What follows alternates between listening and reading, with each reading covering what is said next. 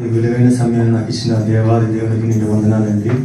Pastor గారికి, pastor గారికి, సంఘానికి, సంఘంలో ఉన్న ప్రతి ఒక్కరికి నా నిండు వందనాలు.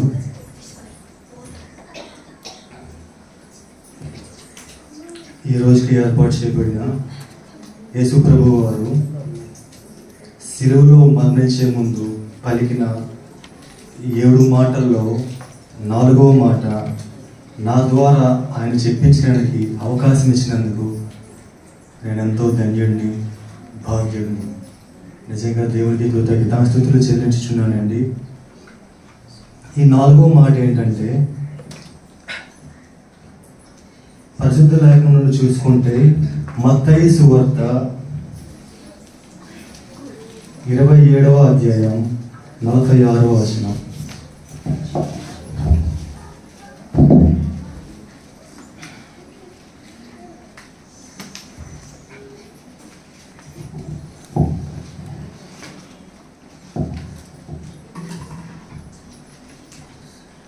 ఇంచుమించు 3 గంటలప్పుడు యేసు ఏలీ ఏలీ లామా సబక్తా అని బిగ్గరగా కేకవేశాను.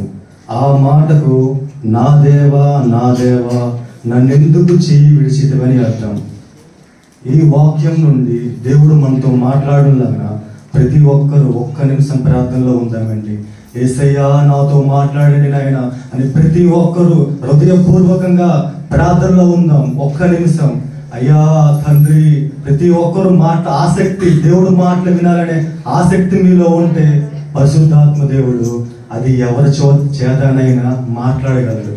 మనకి ఫస్ట్ ఆఫ్ ఆల్ ఆసక్తి ఉండాలి. దేవుడు మాటలు వినాలనే ఆసక్తి మనలో ఉంటే ఖచ్చితంగా దేవుడు మనతో మాట్లాడి మన జీవితాన్ని సరిచేస్తాడు. యేసయ్యా మాతో మాట్లాడండి నాయన, ఓ తండ్రి మాతో మాట్లాడండి ప్రభువా. ప్రతి ఒక్కరు కూడా ఇలాగ ప్రార్థన చేసుకుందామనండి. అయ్యా నేను దీనుడు అల్పుడును నాయన, అయ్యా గడ్డి పరుగు లాంటి వాడిని ప్రభువా, మీ కాలి క్రింద ధూళి లాంటి వాడిని ప్రభువా, అయినా ఎన్నిక లేని వాడిని ఆయన నాకు ఈ అవకాశం ఇచ్చినందుకు వందనాలు తండ్రి, స్తోత్రాలు ప్రభువా. అయ్యా మీ ఆత్మ నా మీదకు కుమ్మరించి ప్రభువా నాయన నన్ను నుంచోబెట్టి నా నోటి నుంచి మీ పరిశుద్ధమైన మాటలు, అగ్ని కణముల వంటి మాటలు మాట్లాడి ప్రతి ఒక్క హృదయాన్ని మీరు తాకి ప్రతి ఒక్కరి జీవితాల్లో పశ్చాత్తాపడి అయ్యా మిమ్మల్ని నమ్మి మీతో నడిచే గొప్ప కృపడి భాగ్యాన్ని మాకు అనుగ్రహిస్తారని చెప్పి ప్రార్థన చేస్తూ యేసయ్య నామములో అడిగి వేడుకుంటున్నాం తండ్రి, ఆమేన్.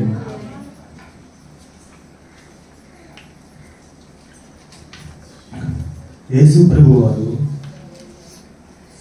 సిలువలో పలికిన 7 మాటలు అనేది ఆ మాటలు ఆసామాస మాటలు కాదండి.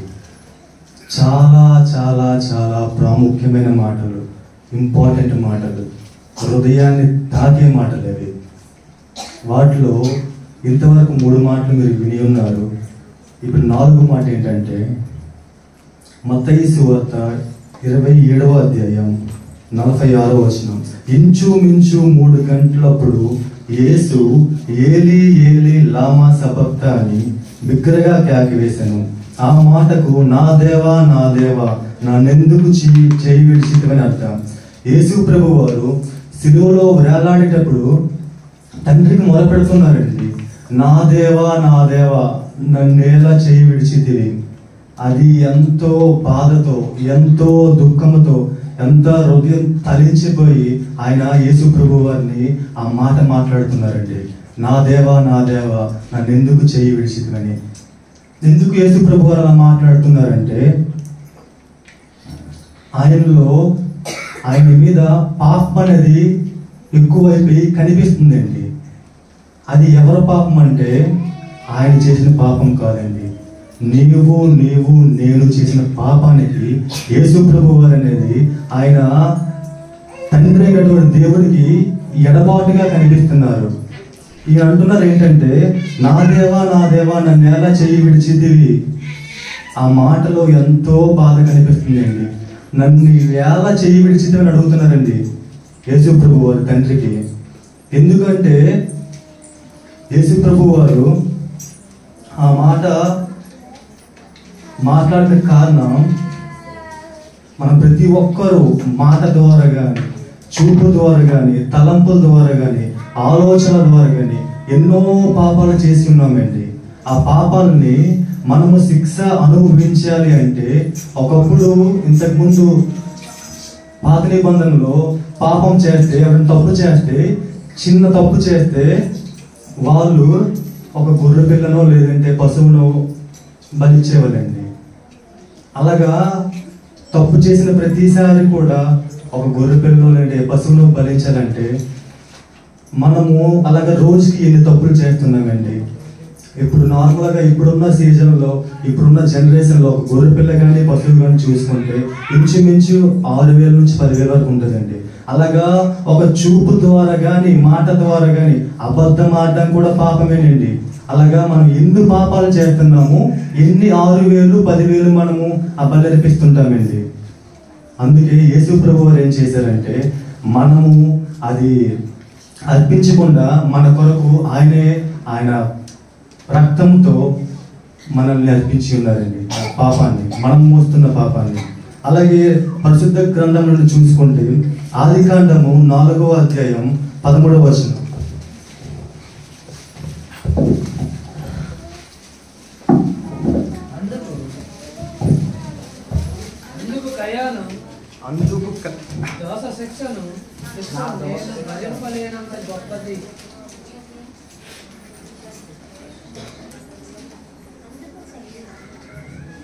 అందుకు కయ్యేను, నా దోష శిక్ష నేను భరింపలేనంత గొప్పది. ఆయన ఆ శిక్ష అనేది, ఆ దోష శిక్ష అనేది, ఆ పాప శిక్ష అనేది భరించలేనంతది అని చెప్తున్నారండి.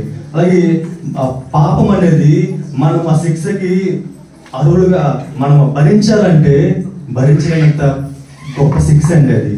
ఆ శిక్ష మనం పడకుండా, మన మీద పడకుండా యేసు ప్రభు వారు ఆయన సిలువలో ఆయన మన కొరకు ఆ శిక్ష అనుభవిస్తున్నారండి. అలాగే చూసుకుంటే పరిశుద్ధ గ్రంథంలో లేఖనం నుండి కీర్తన గ్రంథం 22వ అధ్యాయం 1వ వచనం. నా దేవా, నా దేవా, నీవు నన్నేల విడనాడితివి, నన్ను రక్షింపగా నా ఆర్తధ్వని వినవా, నీవేళ దూరంగా ఉన్నావు. అలానే దావీదు గారు ఆయన పాపం చేసినప్పుడు దేవుడు కూడా ఆయనకి దూరం అయిపోయారండి. ఎందుకు దూరం అయిపోయారంటే, పరిశుద్ధుడైన దేవుడు పాపం ఎక్కడైతే ఉంటుందో అక్కడ నిలవలేరండి. అది మనము ఎంత పాటలు పాడినా, ఎంత ఆరాధన చేసినా, ఎంతగా మనము దేవుని పని చేసినా, ఎంతగా మనము దేవుని సన్నిధికి వస్తున్నా, మన ఇంటిలో, మన ఒంట్లో పాపం అనేది ఉన్నట్లయితే పరిశుద్ధాత్మ దేవుడు ఆ ఇంట్లో కానీ ఒంట్లో కానీ నిలవలేరండి. ఎందుకంటే పాపానికి దేవుడికి ఎంతో దూరం ఉందండి.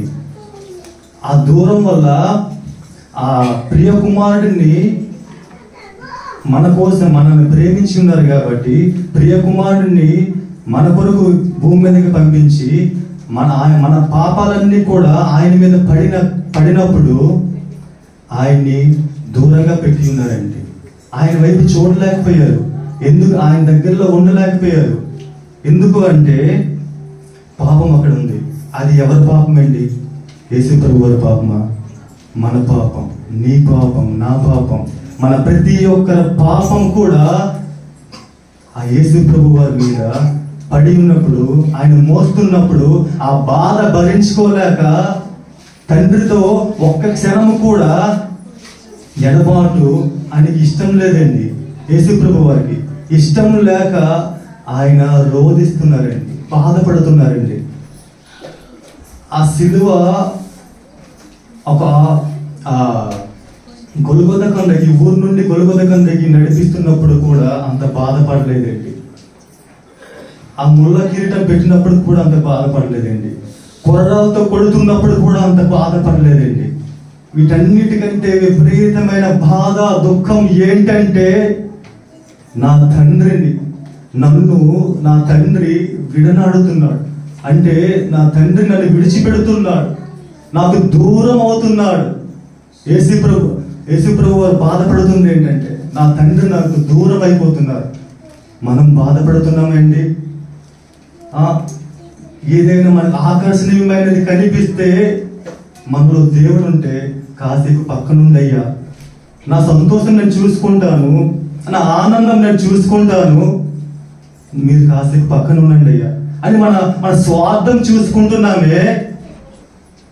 దేవుడిని పక్కన పెట్టేసి ఒక అందమైన అమ్మాయి కనిపిస్తే రోడ్డు వైపు చూస్తున్నామే, ఒక అందమైన అబ్బాయి కనిపిస్తే రోడ్ల వైపు చూస్తున్నామే, ఆనందపడుతున్నామే.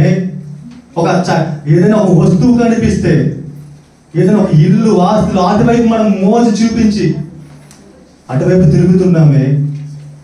దేవుడి కన్నా ఇంపార్టెన్స్ వాడికి ఇచ్చి, అలాంటి పాపం మనలో ఉండేటప్పుడు దేవుడు ఎలా ఉండగలరండి? ఆయనకి పాపానికి ఎంతో దూరం. ఆయన పాపం ఏ మనిషిలో ఉన్నా కూడా ఆయన నిలవలేరండి. ఏ మనిషి, నువ్వు ఎంతటి వాడివైనా కూడా నీలో పాపం ఉన్నట్లయితే ఆయన నిలవలేరు, చూడలేరు, కనీసం నీ వైపు చూసే దేవుడు కూడా కాదు. మళ్ళీ అది పొందుకోవాలంటే ఎన్నో రాత్రులు, ఎన్నో ఉపవాసాలు, ఎన్నో పశ్చాత్తాపం, ఎన్నో కన్నీళ్లు ఆయన సన్నిధిలో, ఆయన పాదాల దగ్గర పట్టుకొని మనం ఏడ్చి ఏడ్చి ఏడ్చి పశ్చాత్తాపం పొందితే మళ్ళీ దేవుడు మన దగ్గరికి వస్తాడండి. ఒకసారి మనం గమనించుకుందామండి. పరిశుద్ధాత్మ దేవుడు ప్రతి ఒక్కరితో మాట్లాడతాం. పాపం చేయని వ్యక్తి ఏ ఒక్కరు లేరండి. ఎందుకంటే పరిశుద్ధ లేఖనం నుండి అబద్ధం ఆడుట కూడా పాపమే అని చెప్తున్నారండి. అందుకే అబద్ధం ఆడేటప్పుడు కూడా మనము ఒకసారి ఒక మాట మాట్లాడేటప్పుడు, ఇద్దరు వ్యక్తులు మాట్లాడుతునేటప్పుడు మూడో వ్యక్తి కొరకు కూడా మాట్లాడడం కూడా తప్పే అని చెప్తున్నాడండి దేవుడు. అలాంటిది మనము ఎన్నిసార్లు వాళ్ళగంట వీళ్ళగంట, వాళ్ళ జీవితం ఎలాంటిది, వీళ్ళ జీవితం ఎలాంటిది, అవన్నీ మనకి ఎందుకండి? మన జీవితం ఎలా ఉందండి? మనము దేవుడికి ఎంత దగ్గరగా ఉన్నామండి? దేవుడు మనలో ఉన్నాడా? అసలు మన హృదయాల్లో ఉన్నాడా? మన ఇంట్లో ఉన్నాడా? నీ ఒంట్లో ఉన్నాడా అని ఒకసారి అర్థం చేసుకోండి, ఒకసారి ఆలోచించి. యేసు ప్రభువు అంతటి దేవుడు మానవ రూపుగా వచ్చి ఆయనలో మన పాపం ఆయన మీద ఉండేటప్పుడు, ఆ తండ్రి అయినటువంటి దేవుడే దూరమైనప్పుడు మనం ఎంత అండి? మన జీవితాలు ఎంత? మన బ్రతుకు ఎంతండి? అందుకే పరిశుద్ధాత్మ దేవుడు చెప్తుంది ఏంటంటే ప్రతి ఒక్కరిలో, ఏ వ్యక్తిలో కూడా పాపం నిలవకూడదండి, పాపం ఉండకూడదు. ఆ పాపం కొరకే కదండి యేసు ప్రభువు కలువరి శిలువలో ఆయన అంత త్యాగం చేశారు, ఆయన ప్రాణాన్ని త్యాగం చేశారు కదండి. నార్మల్గా ఈ లోకంలో ఒక లవర్స్ డేకో లేదంటే ఒక రోజ్ డేకో ఆ ప్రేమను వ్యక్తపరచడానికి ఒక ఫ్లవర్ ఇచ్చో, లేదంటే గ్రీటింగ్ కార్డ్ ఇచ్చో, లేదంటే తాజ్ మహల్ ఇచ్చో, ఏదో గిఫ్ట్ ఇచ్చో ఆ ప్రేమను వ్యక్తపరుస్తుంటాం. కానీ ప్రభువైన యేసు ప్రభువు ఆయన ప్రేమను వ్యక్తపరచడానికి ఏకంగా ఆయన ప్రాణాన్ని త్యాగం చేశాడండి. ఎంత గొప్ప ప్రేమ అండి ఆయనది! ఎవరైనా చేయగలరండి అలాగా? ఏ ఒక్కరైనా చేయగలరండి? గదలు తిరుగుతుంటారు పోరంబోకులు, నీ కొరకు నా ప్రాణం ఇచ్చేస్తానంటే ఏంటిస్తాడండి ప్రాణం? ఎక్కడిస్తారండి ప్రాణం? యేసు ప్రభువు ఆయన ప్రేమతో, ఆయన రక్తంతో మనల్ని కొనుక్కున్నారండి. ఆయన పరిశుద్ధ రక్తంతో, పవిత్ర రక్తంతో ఆయన మనల్ని కొనుక్కుని ఉన్నాడు.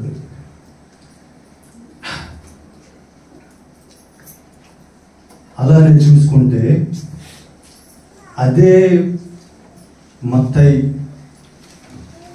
27వ అధ్యాయం 45వ వచనం,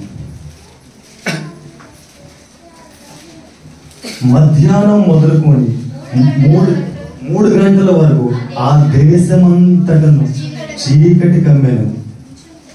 చాలమ్మా, మధ్యాహ్నం ఆ టైంలో వెళ్ళి 3 గంటల వరకు ఆ దేశమంతట కూడా చిమ్మ చీకటి అయిపోయిందండి.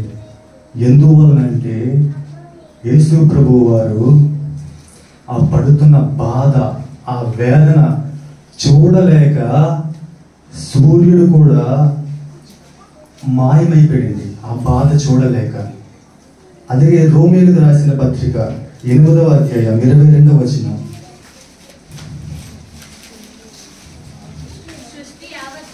సృష్టి యావత్తు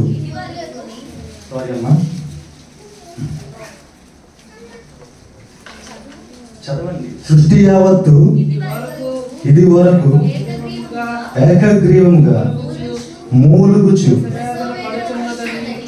ప్రసవ వేదన పడుచున్నదని ఎరుగుదము. సృష్టి అంతా కూడా ఆ యేసు ప్రభు వారు పడుతున్న బాధ, వేదన. ఎందుకంటే ఆ తండ్రిని యేసు ప్రభు వారు దూరం అవుతున్నప్పుడు ఆ సృష్టి ఏదైతే ఉందో అది అంతా చూడలేక ప్రసవ వేదనతో, ఆవేదనతో మూలుగుచు చిందిస్తూ చూడలేక భయపడితే కళ్ళు మూసుకునే పరిస్థితుల్లో మనం చూస్తున్నామండి. ఆ చీకటికి చాలా మంది క్రీస్తు శకం 50వ సంవత్సరంలో ఒక చరిత్రకారుడు చెప్తాడండి. ఆయన గ్రంథంలో రాసుకుంటాడు, ఆ చీకటి చాలా ఆశ్చర్యకరమైన చీకటి, అది ఇంతవరకు తెలుసుకోలేకపోయాము అని ఆయన రాసుకుంటారండి. అలానే అదే సబ్జెక్ట్ని, అదే సందర్భాన్ని క్రీస్తు శకం 150వ సంవత్సరంలో లూకాస్ అనే చరిత్రకారుడు కూడా అట్టి విధంగానే మాట్లాడతాడు. ఆ చీకటి అంత భయంకరమైన చీకటి అండి. ఎందుకంటే యేసు ప్రభు వారు ఆ తండ్రిని విడువడుతున్నప్పుడు ఎంతో దుఃఖకరమైన సిచ్యువేషన్స్ ఉంటాయి. అవి సృష్టిని సృష్టించిన సృష్టికర్త అలాంటి పరిస్థితుల్లో ఉండేటప్పుడు సృష్టి ఎలా చూసుకోగలదండి, ఎలా చూడగలదు, ఎలా ఊరుకుండగలదు? అంత తరించిపోయిందండి సృష్టి కూడా, భయపడేది.